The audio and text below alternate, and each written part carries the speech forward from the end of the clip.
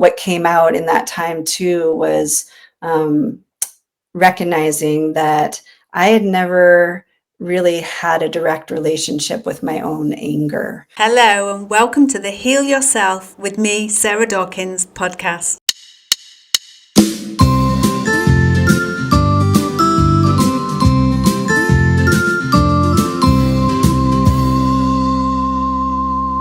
We share people who've already healed themselves, along with health and wellness tips from myself. Hello and welcome back to another episode of Heal Yourself with me, Sarah Dawkins. My guest today is Dr. Deborah Zucker, a naturopathic physician, therapist, health coach, and the award-winning author of The Vitality Map and soon the accompanying Vitality Journal. Deborah's work empowers individuals to navigate the deep transitions of life with resilience, self-compassion, and community. So welcome, Deborah.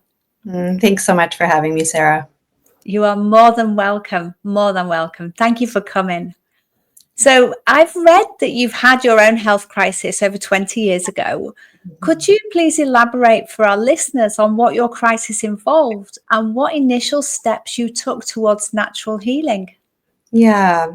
So I was in my early 20s, and it was that time of life where I was just sort of in the early adulthood of finding my way and had all these visions of what my life was going to be and what my career was going to be. And instead, I found myself spiraling down into a deep chronic fatigue and depression and a host of other symptoms that were really confusing. And and it was just incredibly, incredibly disorienting to find myself in that, when all of my peers were just moving ahead in their lives. And I, for about 6 months at that time, could barely get out of bed and was finding myself in this deep inquiry that this journey was prompting. So, I grew up in the middle of the United States, had been exposed to conventional medicine, didn't really thought I was taking really good care of myself. And in a lot of ways, I had been, and yet this still happened.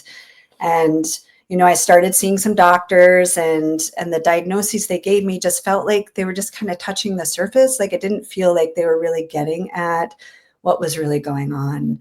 And so this prompted an ongoing exploration for me into other healing modalities, as well as, dropping me into a deep inquiry into more of the mental, emotional side of what was going on for me, and then into a spiritual inquiry that really connected me into living from more of a place of what this life is all about. And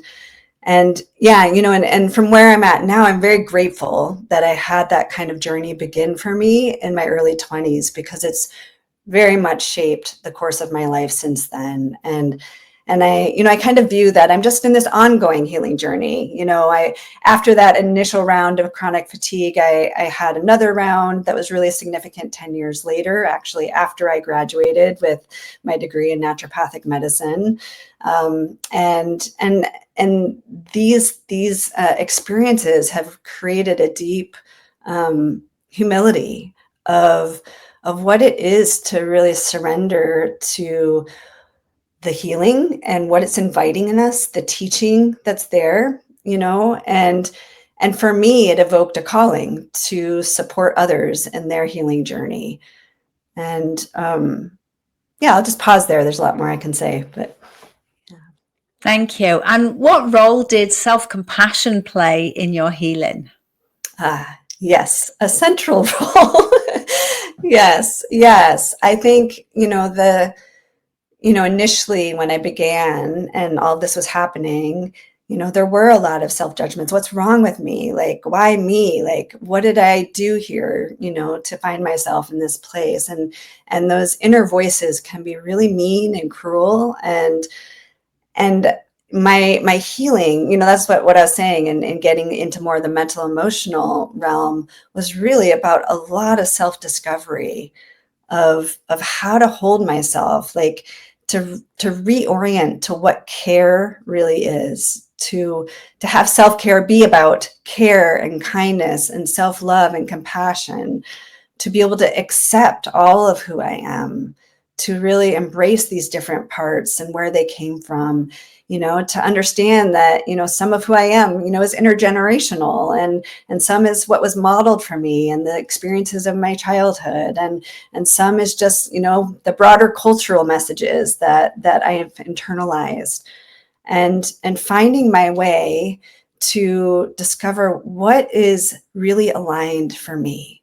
And this, distilled out from my own healing journey. I've cultivated 9 keys to deep vitality that are kind of a core part of the teachings that I offer to support others in coming into a more intimate relationship with themselves.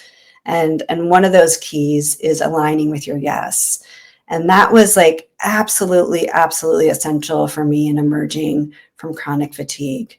Really having the courage to look at what is aligned for me, what is my truth here, and to disentangle, to prune away the things that really weren't. That, because what happens, especially, with a lot of illness or chronic fatigue, is when we're pouring our life energy into things that aren't aligned, that energy is just like going down the hole in the bucket. Versus when we're investing our energy where we get returns, it fills our own well. And that's what we want. We want to have what we're putting our life energy, what we're focusing on, how we're serving in the world, the people that we're caring for, to be doing so in a way that's filling our well, and to be balancing care for ourselves with care for others in the world, so that we're not depleting ourselves in our efforts to, serve and to do what we think we're supposed to be doing, but instead really find that authenticity to live from that place.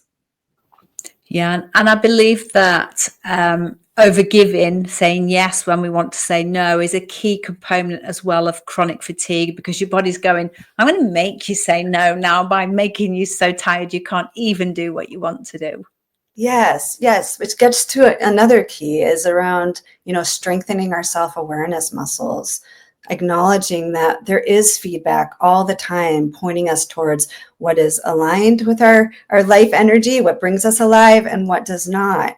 But most of us, these are like basic life skills that most of us were never taught. Like, we haven't learned the language of that to discern, like, oh, that's not just a symptom. It's actually feedback that's guiding us. And that also is a huge part of my own journey, is to actually come to realize, like, oh, like, I don't have to fight against this. I don't have to sort of dismiss this or be just struggling to treat the symptom. Instead, I can look underneath and be like, what is this? What is this sensation? What is this illness? What is this feeling communicating to me? And to trust it, to learn to trust it, to really increase that self-awareness, to be in that deep listening, that deep intimacy with myself. So then I can choose to guide my life, to make choices that are in alignment with that, and to, really honor the wisdom of my life energy, of that feedback that I'm receiving all the time.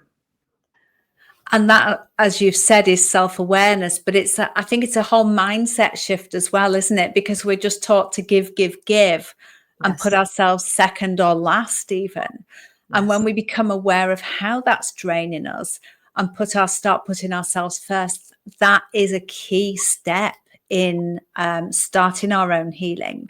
Mm-hmm. And you've mentioned that you learned that on your journey. Are there any other surprises that you would never have thought about that you learned whilst you were healing? Yeah, I think, at different stages of the journey, I mean, one thing that was really profound for me was, I ended up with this calling, to support others. So that led me to school and to get the naturopathic medical degree, and then, therapy and coaching, so I've done a lot of training. And one of the things that I've held the whole time I've done these trainings is what's missing from the conversation. Like, what am I learning in my own healing? What's been like the most impactful in my own healing that isn't actually being talked about or emphasized? And, at the root of it is, what I name as honoring your unique life, like really being in a direct relationship with not taking this life for granted,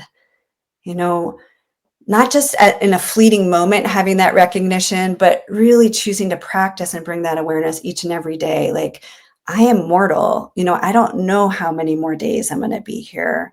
And to live life with that place of recognizing the preciousness of it. And also with that, the preciousness of me, of each of us, that there's no one else here. There's never going to be another me, right?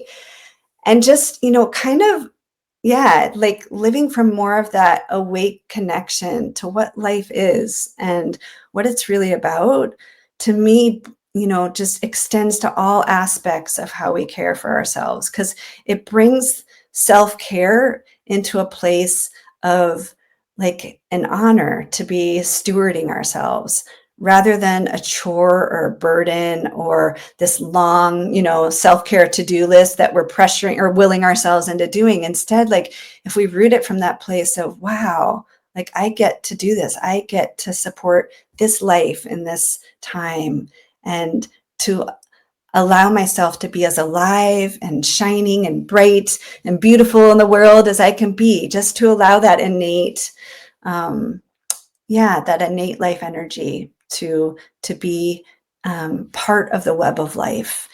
And I love the analogy of gardening ourselves from that place, because it just acknowledges, just like we do when we're gardening, it's like we're not trying to make those plants be a certain thing. Like they already are that, right? Like the seeds have that innate life energy in that form. What we do is we water them and we give them some compost or fertilizer, and we make sure, we weed around them. And it's like, if we treat ourselves the same way, where it's like, it's not our job to decide like who we're here to be. It's like our job to really listen for that alignment, for that feedback, and provide the nourishment and context and support that's needed to allow our vitality to really shine in the world. Yeah, and I love that, really love that. But for me personally, I don't know about you, I had an issue with authenticity. That was part of my own healing, trying to find who I actually was underneath all the layers that I'd put on top of myself to be liked and accepted and seen in a certain way. And I think understanding who we are at our core helps us to navigate our way in the world, to understand what nourishes us, and what it is that we want and that we like to do. Yes. Yeah, I'm so glad you're emphasizing that, because it is absolutely, absolutely essential. And yeah, and that connects back to what we were speaking to before around aligning with your yes, but it also connects into other aspects like acknowledging, the healing that needs to be there of, the parts of ourselves that are kind of operating unconsciously, that are in the shadows that, have been modeled for us, or were survival strategies because of what we've gone through in our life. And it takes a lot of courage as well as support to tend to those parts so that we can learn how to take off those masks and really allow ourselves to be more vulnerable and real, and just again honoring of who we uniquely are, and to feel at home. Kind of what I hear and what you're speaking to too is like really feeling at home in ourselves. And that too was so huge for me in my healing. When I look at like what were the different things that brought me to that point in my early 20s, to have gone down into that chronic fatigue. And it's just there were so many expectations and pressures that I had internalized, and so many messages, again, like from the broader culture, as well as, familiar from my family and other places, but just that I'd internalized. And just, so I was living with this really intense internal stress and pressure, and that I was putting on myself, but, I was kind of unconscious to it. It was just how I knew to be. And then once, life brought me to my knees, it was like I had no choice but to kind of like really look at each thing and begin to strip away. But it took time, like I said, it's like I got through the medical school training, but then found myself in another time of fatigue when, I was in a situation again where it wasn't really aligned for me. I sort of made a choice for other reasons, and And then, the burnout and the fatigue and just came on really strong again. Thank you. And you've talked, from what I'm hearing, you've talked a lot about emotional awareness, self-awareness, mental health work. And I read you had a sabbatical for 2 years to do some spiritual work. Mm-hmm. Yes. Yeah. So about halfway through, actually over halfway through my medical training, I hit a point of recognizing I'm burnt out and I'm just going through the motions, just trying to get to the end of the training. And I realized I don't want to go through this like that, and also, just feeling that disconnection from what actually brought me there in the first place, that deeper calling. And and those 2 years were some of the most profound, developmental years in my life. And I know, I'm aware in speaking to them, like, there's a lot of privilege there. Not everyone can take 2 years out, to journey in the ways that I did. I went around the world and kind of really explored that stripping away of my identity and really being more in the moment and listening, really fine tuning that intuition of what's aligned and what's not, and listening for the feedback all the time. And I found, during that time, it's like I let go of all the different supplements and medications and things that, all the protocols.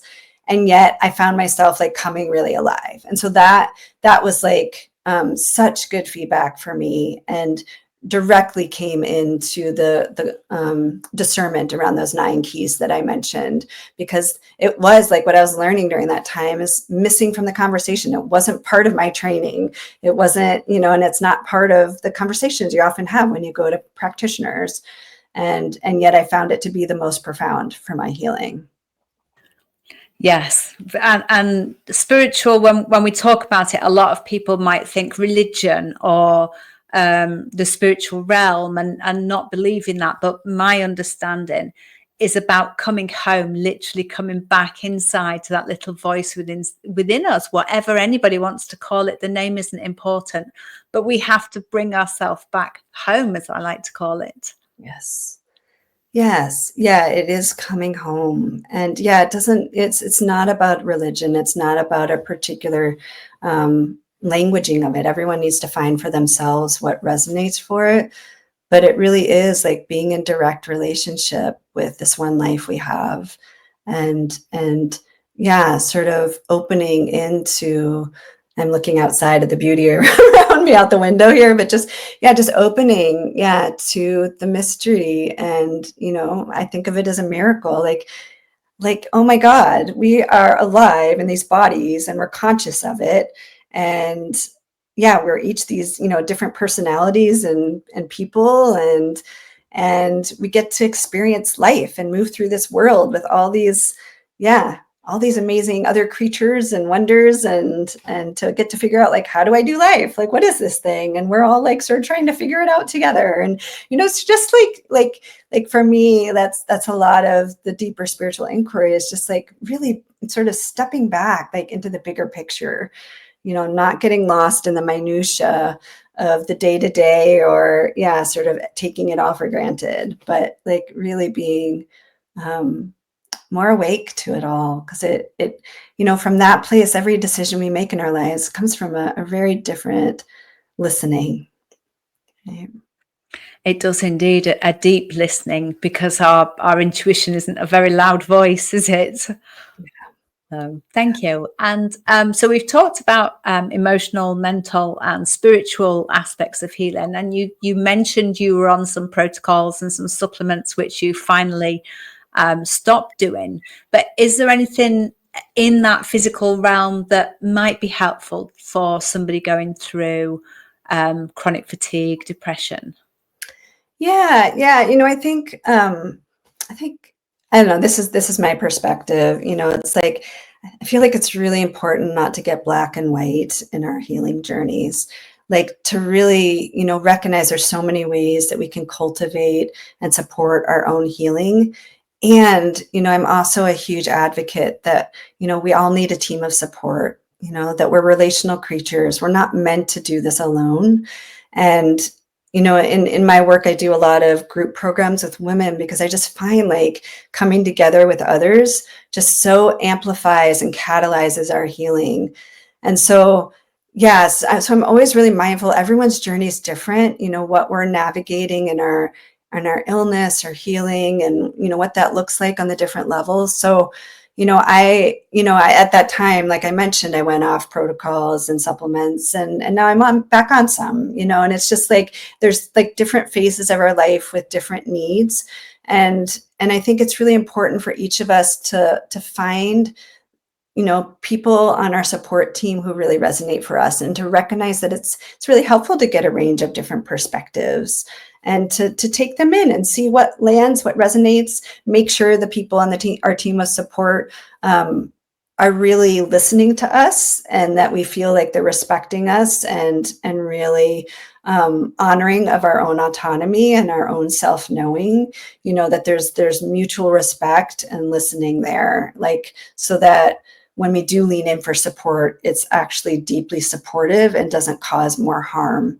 and that we're not finding ourselves, sort of bowing or being deferential to those, with the degrees and the letters behind their name, but instead seeking them out for support and expertise that we don't have, but coming back to really, cultivating our own self-awareness and discernment so that we can filter all the things that we're receiving through that. And another principle that I like to really encourage is the orientation of experimentation. I call it experimenting with playful curiosity, so that, when we try on a protocol or something, it's not like a black or white, I'm doing this and I need to stick to it. But like from an experimental or curious perspective, we try something on, see how it feels, we listen for the feedback, and then we either continue if it's working for us, or we tweak it, or we scrap it and we try something new. But just like to keep in that openness that we're in ongoing learning, and to not get stuck in any one thing. And as human beings, we're constantly evolving and changing, and our lives, the circumstances are constantly evolving and changing. So we need to orient towards care for ourselves in that way, where we're fluid and flexible and adaptable, and just keep learning as we go. Yes, and of course we're all unique as well. So what works for one might not work for another. Yes. But I'm a big proponent for natural whole food. If the smallest thing you can do is cut out processed and junk foods, makes a huge it's a huge health benefit. Yes. In just doing that. So thank you. Sure. And were there any obstacles in your way, any challenges that you came across in your own healing?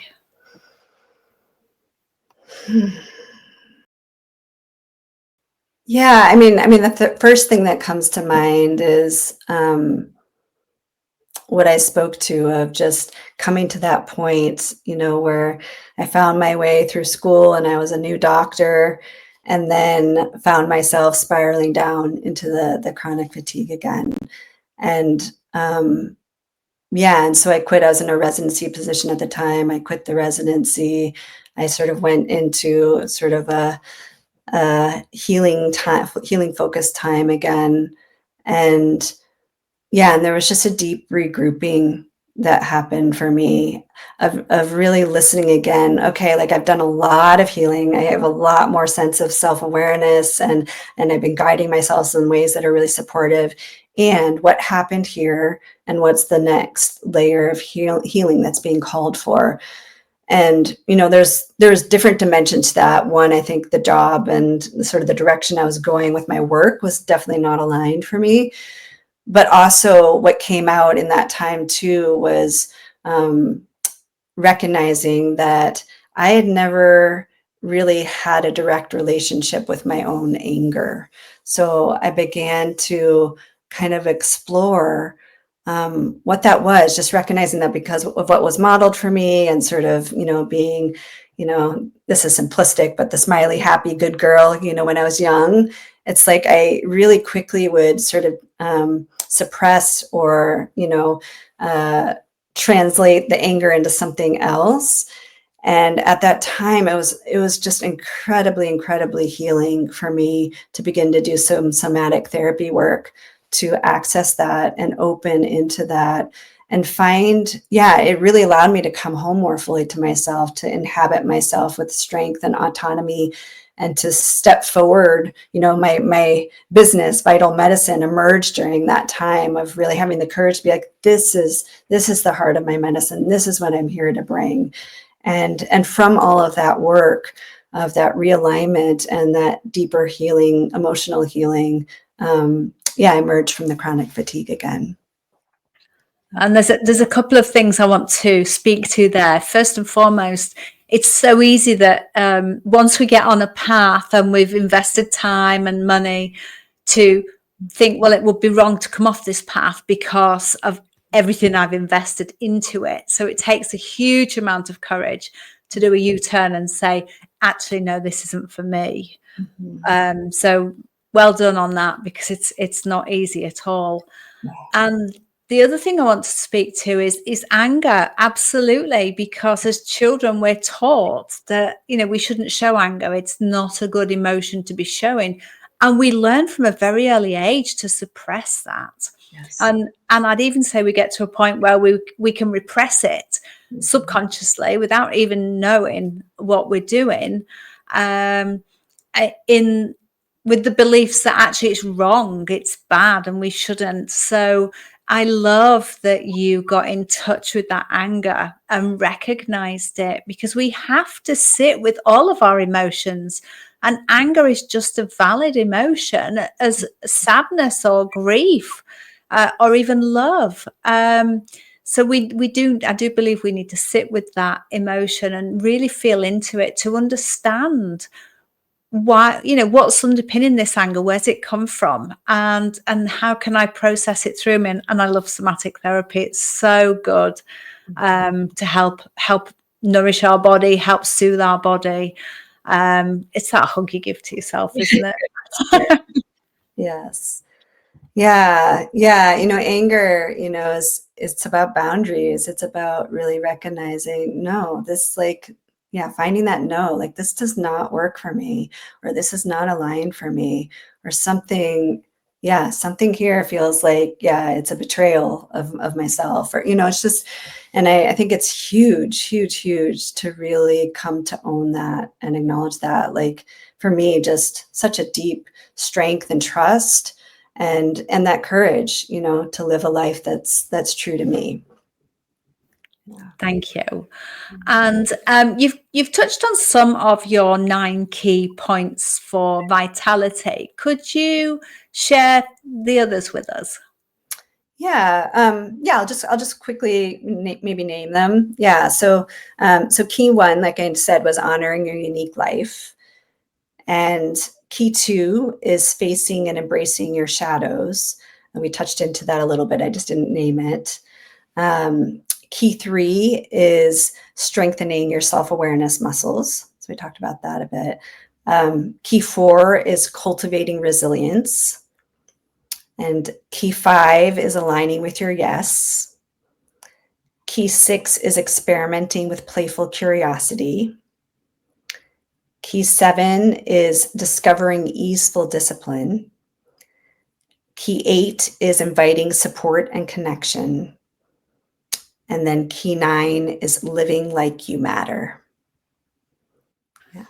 They're fabulous, absolutely fabulous. And the one that really grips me, if you like, want of a better word, is the looking with curiosity, because it's so easy to look at ourselves and others and be judgmental and have opinions. And that in itself is a wound that needs looking at. So if we can be curious about ourselves and the world around us, it opens us up to see more than we would have through the lens of judgment. Yes, so much. It is a big opening to orient from curiosity. And also I find just like, it's like in our relationship with self-care, it just takes that weight or that burden off when we realize like it doesn't have to be so serious. Like we can be playful and curious and open and experiment and just like, yeah, sort of acknowledge that we're learning as we go. Like, yeah. Thank you for sharing those. And I know you shared such a lot already, but if you could share one tip for somebody going through burnout and depression and chronic fatigue, all the things that you've been through, what would that tip be? I mean, one thing that I've been really tuning into recently, and I've found it keeps coming up amongst the women in my circles that I hold to, is around slowing down. And, slowing down to come into ourselves more fully, to be able to really listen and pay attention to what's going on, to disconnect, to step out of what can be sort of a frenetic pace of life around us and listen for what our own authentic pace is and what, again, what is truly aligned for us. Because that's, for these kinds of illnesses around, burnout and chronic fatigue, depression, anxiety. I mean, so many of the things that I see as being kind of epidemics right now, it's like, it's really about a misalignment. And when we slow down, we can find our way home to ourselves and find that courage to live a life that's true to who we are. I love that. Absolutely fabulous. Because in slowing down, we become more in the moment and mindful. And that in itself is healing. Yes. And we can see so much more rather than just our lives passing us by because we're so busy. Yes. Yeah. So thank you for sharing that. And where can people find you and your book? Yeah, my business is Vital Medicine, so vitalmedicine.com. I also have, which I can share with you for the show notes, I have a special page for podcast listeners where I offer a 15% discount on services and some free giveaways. So if you're curious to just kind of begin to check out what I'm offering, you can go there. My book, The Vitality Map, is on Amazon, or you can order it through any bookstore. And the new Vitality Journal will be out soon, maybe even by the time this airs. So yeah, same. Yeah.